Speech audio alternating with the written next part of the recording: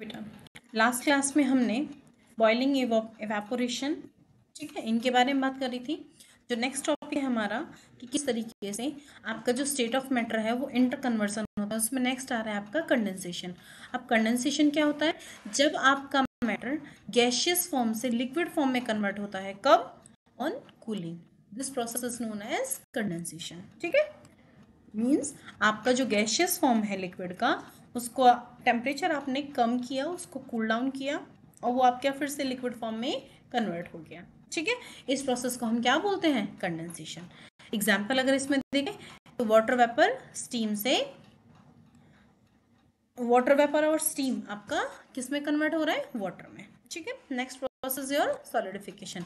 अब देखिए सॉलिडिफिकेशन क्या होता है कि इस प्रोसेस में हम क्या देखते हैं बेटा कि जो आपका लिक्विड फॉर्म है वो सॉलिड फॉर्म में कन्वर्ट होगा ऑन कूलिंग, टेम्परेचर कम करने पे।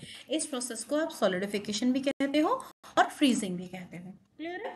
The temperature at which freezing occurs, जिस टेम्परेचर पे फ्रीजिंग होती है, नॉर्मल एटमॉस्फेरिक प्रेशर, ध्यान दीजिए एटमॉस्फेरिक प्रेशर आपको चेंज नहीं करना है, उस पॉइंट को हम बोलते हैं freezing point. Clear?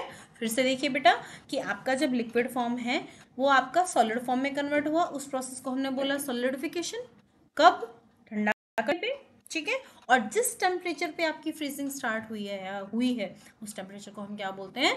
Freezing point. Clear? For example water change to ice at 0 degree, ठीक है, under normal atmospheric pressure. Means जो आपका वाटर रहता है वो आपके 0 डिग्री टेम्परेचर पे, नॉर्मल एटमॉस्फेरिक प्रेशर पे वो किस में कन्वर्ट हो जाता है? आइस में कन्वर्ट हो जाता है। ठीक है, यानी कि वाटर का फ्रीजिंग पॉइंट क्या हो गया? 0 डिग्री सेंटीग्रेड। क्लियर? एक चीज़ यहाँ पे आपको नोट करने वाली है, वो आपकी क्या है बेटा कि देखिए जो यूजुअली आपके जो सॉलिड होते हैं, जब आप उनको मेल्ट करते हो तो वो क्या करते हैं? एक्सपेंड करते हैं। मीन्स आपने किसी भी सॉलिड को गर्म किया, हीटअप किया, तो वो यूजुअली क्या करेगा? मेल्ट होगा, और मेल्ट होने पे वो क्या करेगा? एक्सपेंड करेगा। क्लियर? और यूजुअली जब आप लिक्विड की बात करते हो बेटा, और लिक्विड्स को जब आप फ्रीज करते हो, ठीक है, उनको ठंडा करते हो, ठीक है, उनका टेम्परेचर कम करते हो, तो यूजुअली क्या करते हैं? वो कॉन्ट्रैक्ट करते हैं। क्लियर? नेक्स्ट देखिए बेटा, नेक्स्ट इज योर सब्लिमेशन। अब सब्लिमेशन होता है, देखिए मैंने अभी आपको क्या बताया कि जब आप किसी भी सॉलिड को गर्म करते हो, उसको हीटअप करते हो, तो पहले वो लिक्विड में कन्वर्ट होते हैं, लिक्विड में कन्वर्ट होने के बाद वो गैसियस फॉर्म में कन्वर्ट होते हैं। Clear? I am really sorry. देखिए लेकिन कुछ ऐसे सब्सटेंसेस होते हैं जिनको आप गर्म करो तो वो डायरेक्टली सॉलिड फॉर्म से गैसियस फॉर्म में कन्वर्ट हो जाते हैं। क्लियर? इस प्रोसेस को हम बोलते हैं सब्लिमेशन। ठीक है, और जब आप उस गैसियस फॉर्म को ठंडा करते हो तो जो आपको सब्सटेंस मिलता है उसको हम बोलते हैं सब्लिमेट। ठीक है, और जो आपका सॉलिड गैसियस फॉर्म रहता है, वो वेपर फॉर्म रहता है, उसको हम बोलते हैं सब्लिम। क्लियर? फिर से देखिए आपकी बुक में क्या लिखा हुआ है? The process by which some solid substance directly change into the vapour state without passing through the intermediate liquid state. Means वो डायरेक्टली आपके सॉलिड फॉर्म से गैसियस फॉर्म में कन्वर्ट हो रहे हैं विदाउट इंटरमीडिएट स्टेट। मींस जो without liquid में change हुए, उस प्रोसेस को हम क्या बोलते हैं? सब्लिमेशन। ठीक है, जो आप कूल करने पे जो उस कूल करने पे जो वेपर है उसको जो मिल रहा है आपको, उसको आप क्या बोलते हैं? सब्लिमेट। ठीक है, और जो गैस सॉलिड वेपर होती है, ठीक है, उसको हम बोलते हैं सब्लिम। क्लियर? इसके एग्जांपल है आपका आयोडीन है, कैफर है, नैप्थलिन बॉल्स हैं, इसी तरह आपकी कई सारी हैं। ठीक है, कई चीज़ें हैं। अब देखिए जो नेक्स्ट आ रहा है, matter can also be classified based on its composition. Means matter को हम आगे भी क्लासिफिकेशन कर सकते हैं, उसको क्लासिफाई कर सकते हैं, ठीक है, उसके कंपोजिशन के बेसिस पे। ठीक है, अब देखिए कैसे।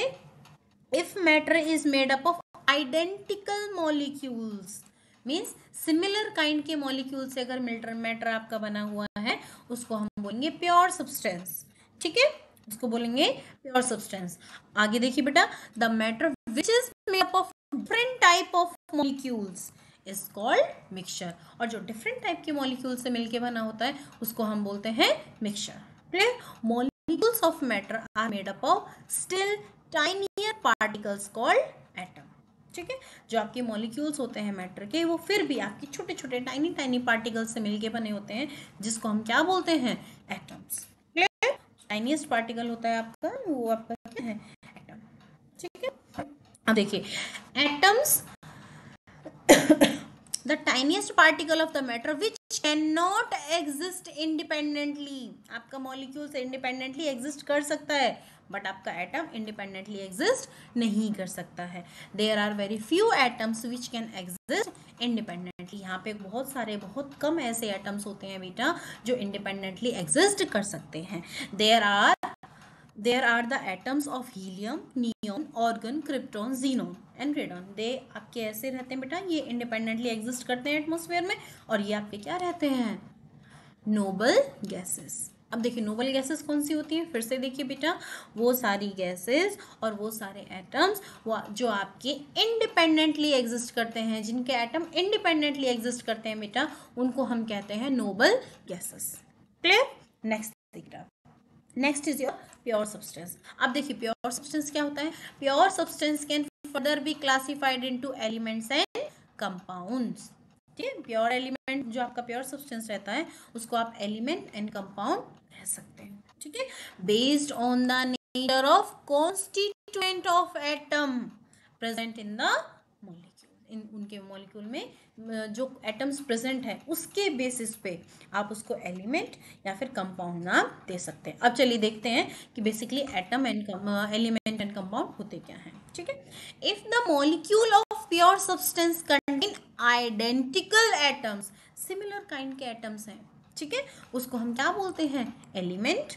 और जब आपके उस प्योर सब्सटेंस में जो आपके 2 और मोर देन 2 डिफरेंट काइंड के एटम से मिलके बना हुआ है, उसको हम क्या बोलते हैं, compound.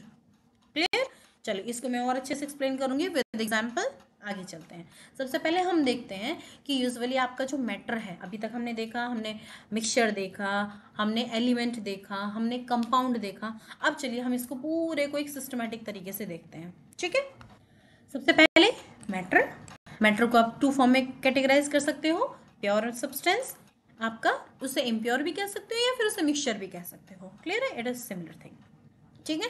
Pure substance and mixture. ठीक है। मिक्सचर आपका टू टाइप का होता है बेटा, homogeneous mixture and heterogeneous mixture. Clear. Pure substance की बात करें बेटा तो ये एलिमेंट्स एंड कंपाउंड्स, ये 2 फॉर्म में होते हैं आपका। जो आपके एलिमेंट्स होते हैं वो फर्दर आपके metals, non metals and metalloid में डिवाइडेड होते हैं। ठीक है। This is your classification of matter. Clear. आगे चलें। अब 1 बाय 1 करके हम इन सारी चीजों को देखेंगे। डोंट वरी बेटा, ये सारी चीजें आपकी आगे आएंगी। ठीक है। देखिए आई एम रियली सॉरी। देखिए नेक्स्ट आ रहा है एलिमेंट।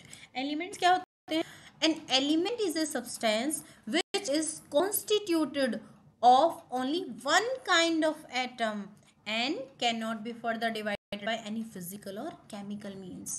एलिमेंट क्या होता है बेटा, सब्सटेंस, ऐसा सब्सटेंस जिसमें एक सिमिलर काइंड के एटम होंगे, सिर्फ 1 काइंड के एटम होंगे, और मैं उसको आगे फर्दर डिवाइड करने की कोशिश करूंगी, चाहे मैं वो फिजिकल मेथड अपना रही हूँ, चाहे मैं वो केमिकल मेथड अपना रही हूँ, किसी भी तरीके से मैं उसको डिवाइड नहीं कर सकती हूँ। तो इस टाइप की जो सब्सटेंस होता है उसको हम क्या बोलते हैं, एलिमेंट। एग्जाम्पल क्या है इसका, hydrogen, oxygen, chlorine, sodium, potassium, ये सारी जो है आपके वो क्या रहते हैं, आपके एलिमेंट। ठीक है। अब देखिए नेक्स्ट आ रहा है आपका मॉलिक्यूल। देखिए molecule of these substance consist of only 1 type of atom. अब मॉलिक्यूल क्या होते हैं बेटा, एटम है आपके। जब आपके एटम्स आपस में केमिकली कंबाइंड हो जाते हैं तो जो क्या बनता है, आपका मॉलिक्यूल होता है। ठीक है। और एक चीज़ और याद रखिएगा, जो मॉलिक्यूल्स होते हैं इन सब्सटेंसेस के, वो सिर्फ सिमिलर काइंड के एटम्स आपस में केमिकली कंबाइंड होंगे। ठीक है। डिफरेंट काइंड के अगर हो जाएंगे तो उसको हम कंपाउंड बोल देंगे। फॉर एग्जाम्पल हाइड्रोजन आपस में कंबाइंड हो रहा है, it is called molecule. Hydrogen oxygen जब आपस में कंबाइंड हो जाएगा उसको हम बोलेंगे कंपाउंड। क्लियर। मॉलिक्यूल और कंपाउंड में डिफरेंस क्या है बेटा, मॉलिक्यूल में सिमिलर काइंड के एटम्स आपस में केमिकली कंबाइंड होते हैं, और कंपाउंड में आपके डिफरेंट काइंड के एलिमेंट्स आपस में केमिकली कंबाइंड होते हैं। ठीक है। आप देखिए बेटा, मॉलिक्यूल ऑफ डिफरेंट एलिमेंट में contain different number of atoms. अलग अलग मॉलिक्यूल अलग अलग नंबर के एटम्स को कंसिस्ट कर सकता है। फॉर एग्जाम्पल मैं ऑक्सीजन की बात करूं, देखो एक होता है ऑक्सीजन सिर्फ O is oxygen element, O2 oxygen gas. Oxygen gas में हमने क्या देखा बेटा, O2 मीन्स 2 ऑक्सीजन एटम्स आपस में केमिकली कंबाइंड हुए हैं, तो आपका क्या बना है, ऑक्सीजन गैस। वहीं आपके 3 ऑक्सीजन एटम्स आपके जब केमिकली कंबाइंड हो जाएंगे, दैट इज क्या बनेगा आपका O3। इसमें हम क्या देखते हैं बेटा कि O3 में 3 ऑक्सीजन एटम्स आपके केमिकली कंबाइंड हुए हैं, तो आपका क्या हुआ, ओजोन। क्लियर, O3 को क्या बोलते हैं बेटा, ओजोन। ठीक, अब देखिए बेटा, एक था आपका atom oxygen, molecule O2 oxygen gas, ozone O3। अब देखो अलग अलग मैटर है, O2 O3, अलग अलग जो आपके सब्सटेंसेस रहते हैं उनमें अलग अलग सिमिलर काइंड के एटम भी आपस में क्या कर सकते हैं, नंबर ऑफ टाइम मतलब नंबर ऑफ प्रोपोर्शन में ऐड हो सकते हैं। ठीक है, अब देखिए नेक्स्ट आ रहा है बेटा एटॉमिसिटी ऑफ एलिमेंट। देखिए अभी तक यहाँ पे अगर आपका कोई भी डाउट हो तो स्टिल आप कमेंट सेक्शन में डाल दो, मैं डेफिनेटली रिप्लाई करूंगी। क्लियर, अब बात करते हैं हम बेटा एटॉमिसिटी ऑफ एलिमेंट। अब देखिए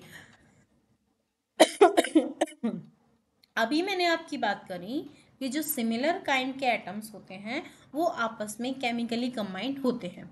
अभी मैंने आपको ऑक्सीजन एंड ओजोन का एग्जांपल दिया था। ठीक है, अब ध्यान दो, the number of atoms that constitute A molecule of an element is called atomicity. देखिए बेटा ऑक्सीजन गैस जब बनी थी तो कौन कितने एलिमेंट लगे, कितने एटम्स लगे थे, 2। ऑक्सीजन गैस जब बनाई थी, और जब ओजोन बनाई थी तो कितने एटम्स लगे थे, 3। ठीक है, तो ये जो 2 और ये 3 नंबर है, ये इसके लिए ओजोन के लिए 3, ऑक्सीजन गैस के लिए 2। ठीक है, तो ये उसकी क्या होती है, ये जो नंबर ऑफ एटम है ना, ये उसकी कहलाती है एटॉमिसिटी। डिफाइन कैसे करेंगे, the number of atoms which are required to form a molecule of an element. वो नंबर ऑफ एटम जो किस चीज के लिए जरूरत है बेटा, किसी भी एलिमेंट का मॉलिक्यूल बनाने के लिए, उस नंबर को हम क्या बोलते हैं, atomicity. Clear, for example a molecule of hydrogen is made up of 2 atoms. एक आपका हाइड्रोजन है वो कितने एटम से मिलके बना हुआ है बेटा, 2 atoms. Hence the atomicity is 2। Clear, based on the atomicity. अब देखिए इस नंबर पे कि 1 है, 2 है, 3 है, 8 है, 5 है, 6 है, कितना है, इसके बेसिस पे आपके जो एलिमेंट्स हैं हम उनको फिर से क्लासिफाई कर सकते हैं। ठीक है, क्या कौन कौन से होते हैं बेटा, mono atomic element, di atomic element, poly atomic element. Mono atomic element क्या होते हैं बेटा, जिसका मॉलिक्यूल फॉर्म करने के लिए सिंगल एटम की हमें ज़रूरत होती है, उस टाइप के एलिमेंट को हम मोनो एटॉमिक एलिमेंट कहते हैं। क्लियर, नेक्स्ट डाई, डाई का मतलब होता है 2। क्लियर, ऐसे एलिमेंट जिनका मॉलिक्यूल फॉर्म करने के लिए 2 एटम्स की ज़रूरत होती है, उस टाइप के जो आपके एलिमेंट होते हैं उनको हम बोलते हैं di atomic element. Example oxygen, hydrogen, nitrogen. Oxygen को ऑक्सीजन गैस जब हमने फॉर्म करी तो हमने क्या देखा था, 2 ऑक्सीजन एटम ऐड हुए थे, कंबाइन हुए थे। नाइट्रोजन गैस की जब आप बात करोगे तो N2, इसमें भी 2 नाइट्रोजन एटम्स होंगे जो आपस में केमिकली कंबाइन होंगे। Next is your poly atomic element. Poly atomic element क्या होते हैं बेटा, जब आपके मोर देन 2 नंबर चले जाएं। फॉर एग्जांपल जैसे मैंने आपको ऑक्सीजन का, ओजोन का एग्जांपल लिया था, आई एम रियली सॉरी मैंने ऑक्सीजन बोल दिया, ओजोन का एग्जांपल लिया था।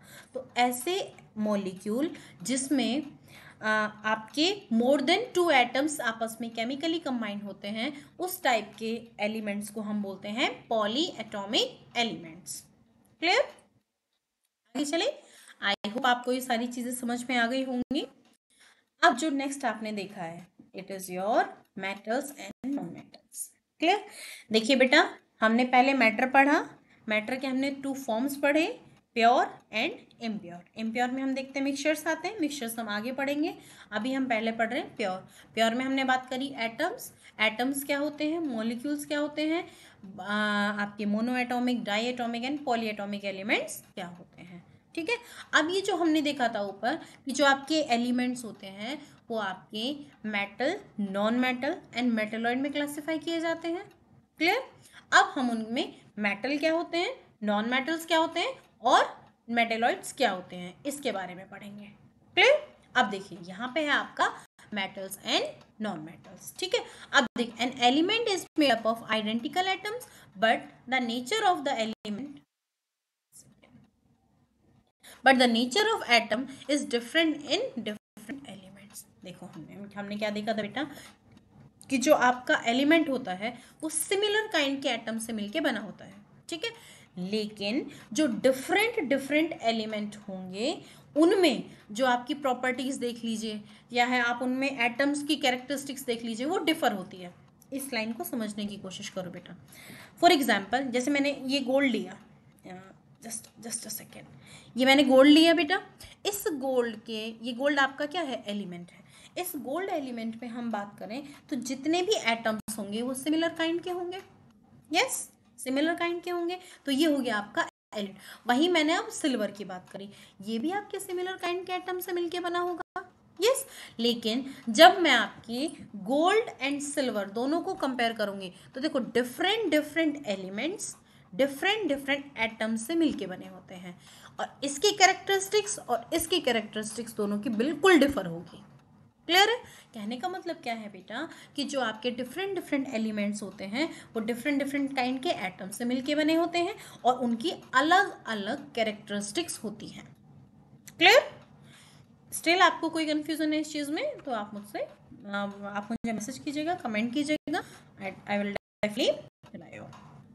ठीक है, एक बार फिर से देखिए आपकी बुक में क्या लिखा हुआ है, the nature of atoms is different in different elements which invariably result in difference in their characteristics। Means उनकी कैरेक्टरिस्टिक्स में डिफरेंस आ जाता है। ठीक है, कई बार मैं फंबल कर जाती हूँ, I am really sorry for that. ठीक है, आगे देखिए, अब यहाँ पे आपकी कुछ प्रॉपर्टीज की बात करेंगे। ठीक है, और उनमें आपके मेटल्स कौन सी कैरेक्टरिस्टिक्स रखते हैं, नॉन मेटल्स उनकी कैरेक्टरिस्टिक्स क्या रखते हैं। ठीक है, उनके बारे में बात करेंगे। फर्स्ट प्रॉपर्टी आई बेटा आपकी स्टेट। देखिए यूजुअली आपके जो मेटल्स रहते हैं वो आपके सॉलिड स्टेट में मिलते हैं रूम टेम्परेचर पे, बट मरकरी एंड गैलियम ऐसे मेटल्स हैं जो आपकी रूम टेम्परेचर पे लिक्विड फॉर्म में मिलते हैं। वंस अगेन, जो आपके मेटल्स रहते हैं वो रूम टेम्परेचर पे सॉलिड फॉर्म में मिलते हैं, बट मरकरी एंड गैलियम ऐसे मेटल्स हैं बेटा जो आपके यूजुअली रूम टेम्परेचर पे लिक्विड फॉर्म में मिलते हैं। क्लियर। अब नॉन मेटल्स की अगर हम बात करें, मोस्टली आपके गैसियस फॉर्म में मिलते हैं, बट कुछ आपके नॉन मेटल्स भी होते हैं। फॉर एग्जांपल आपका कार्बन है, सल्फर है, फास्फोरस है, आयोडीन है। ठीक है, ये सारे आपके किस फॉर्म में मिलते हैं, सॉलिड फॉर्म में मिलते हैं। Where as bromine is a liquid non metal.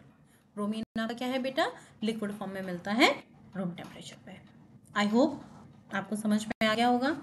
Next, melting point and boiling point. अभी हमने पीछे पढ़ के आए हैं बेटा। मेल्टिंग पॉइंट होता है कि जिस टेम्परेचर पे कोई भी सॉलिड आपका मेल्ट होने लगता है, उस पॉइंट को, उस टेम्परेचर के उस पॉइंट को हम क्या बोलते हैं, मेल्टिंग। और जिस टेम्परेचर पे आपका कोई भी लिक्विड बॉयल होना स्टार्ट होता है उसको हम बोलते हैं, या बॉयल होने लगता है उसको हम बोलते हैं बॉइलिंग पॉइंट। क्लियर।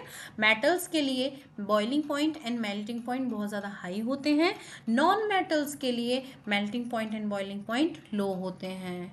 अब एक्सेप्शन की बात करें बेटा, देखिए हमने melting point and boiling point की बात करी तो जो आपका सोडियम, पोटेशियम, मरकरी, ये 3 ऐसे मेटल्स हैं बेटा जिनके आपके मेल्टिंग एंड बॉइलिंग पॉइंट दोनों डाउन होते हैं, बहुत कम होते हैं। और गैलियम ऐसा है बेटा जिसका मेल्टिंग पॉइंट लो है और बॉइलिंग पॉइंट बहुत हाई होता है। क्लियर है, हाई बॉइलिंग पॉइंट होता है गैलियम का, बट लो मेल्टिंग पॉइंट होता है। वहीं हम नॉन मेटल्स में बात करें बेटा तो carbon, silicon and boron have high melting point and boiling point. Clear? Carbon, silicon and boron के पास high melting and boiling point होता है।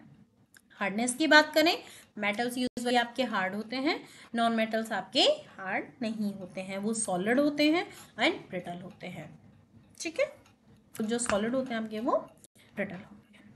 ठीक, हार्डनेस में को बेटा एक एक्सेप्शन और देख लीजिए, जो मेटल्स होते हैं यूजुअली मैंने आपको क्या बताया, हार्ड होते हैं, लेकिन बेटा सोडियम एंड पोटेशियम ऐसे सब्सटेंसेस हैं, ऐसे मेटल्स हैं जिनको आप इजीली नाइफ से भी कट कर सकते हो। सोडियम आपका एग्जैक्टली जैसे इरेजर होता है बेटा, इरेजर को आप नाइफ से कट करोगे तो कट हो जाएगा, एग्जैक्टली सेम आपका जो सोडियम रहता है, आप उसको नाइफ से कट करने की कोशिश करोगे बेटा, इजीली कट हो जाएगा। ठीक है, तो यूजुअली आपके मेटल्स हार्ड होते हैं, ठीक है, नॉन मेटल्स आपके ब्रिटल होते हैं।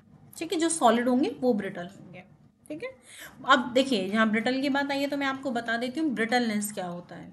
देखो बेटा, अगर मैंने ये छोटा सा एग्जांपल लेते हैं, आप कोई भी गोल्ड लेते हो या सिल्वर लेते हो या आयरन लेते हो या एल्यूमिनियम का कोई भी सब्सटेंस ले लेते हो, मैंने उनको लिया, हथौड़ा लिया, हैमर लिया और मैं उसको हिट कर रही हूँ।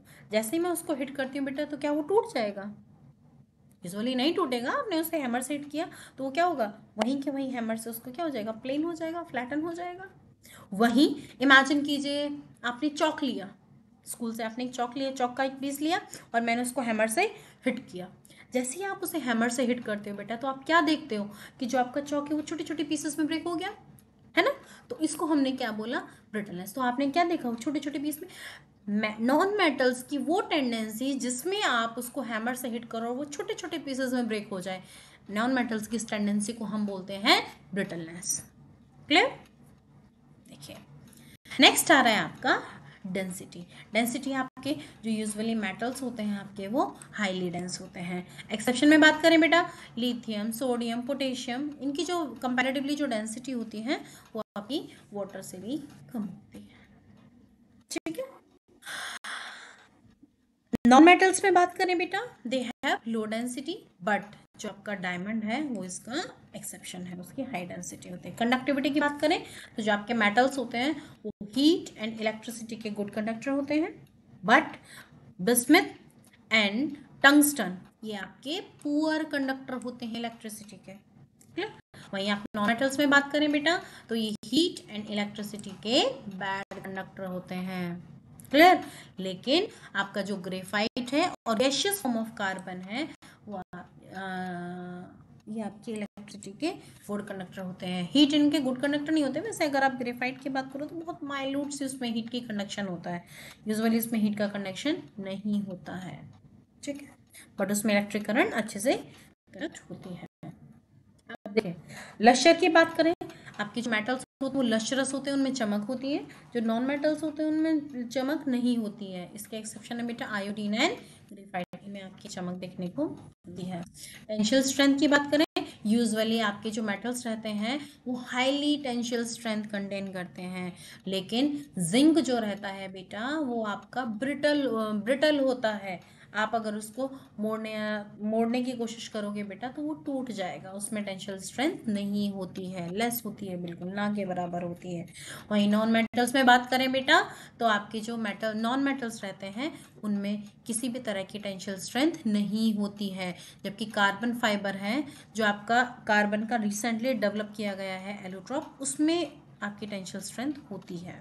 ठीक है, अभी मैलिएबिलिटी एंड डक्टिलिटी की बात करें बेटा, देखिए मैलिएबिलिटी एंड डक्टिलिटी होती क्या है, अगर आप मेटल्स को हैमर से हिट करो तो वो थिन शीट में कन्वर्ट हो जाएंगे। ठीक है, और अगर आप उनको स्ट्रेच करो, खींचो, तो वो किस में, थिन वायर में कन्वर्ट हो जाएंगे। इन प्रोसेस को जब आपने उसको हैमर से हिट किया, जब वो थिन शीट में कन्वर्ट हुआ, मेटल्स की इस प्रॉपर्टी को मैंने क्या बोला, मैलिएबिलिटी। क्या बोलते हैं उसे बेटा, मैलिएबिलिटी। थिन शीट में कन्वर्ट हुआ, मैलिएबिलिटी। आपने मेटल्स को स्ट्रेच किया, खींचा, उस प्रॉपर्टी को हम क्या बोलते हैं, डक्टिलिटी। क्या बोलते हैं बेटा, डक्टिलिटी। मेटल्स की टेंडेंसी को क्या बोलते हैं, डक्टिलिटी।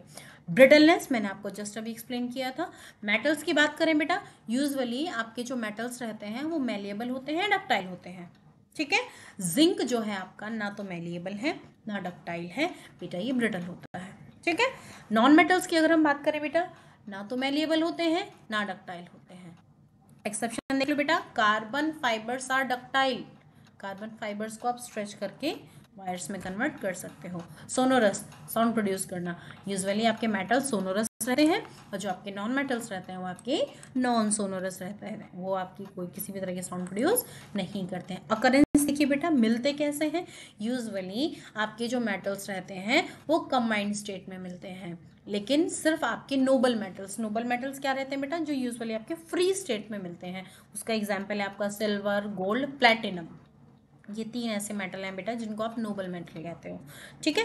ये आपके फ्री स्टेट में मिलेंगे, अदरवाइज बाकी के मैक्सिमम जो आपके मेटल्स रहते हैं वो आपके कंबाइंड स्टेट में मिलते हैं, ठीक है। नॉन मेटल्स में अगर हम बात करें बेटा, जो नॉन मेटल्स रहते हैं आपके वो फ्री स्टेट में और कंबाइंड स्टेट में, दोनों में आपको मिलते हैं। फ्री स्टेट में आपके क्या मिलेंगे, कुछ देखे होंगे आपने, अरे नोबल गैसेस, वो आपके किस में मिलती हैं? फ्री स्टेट में मिलती हैं।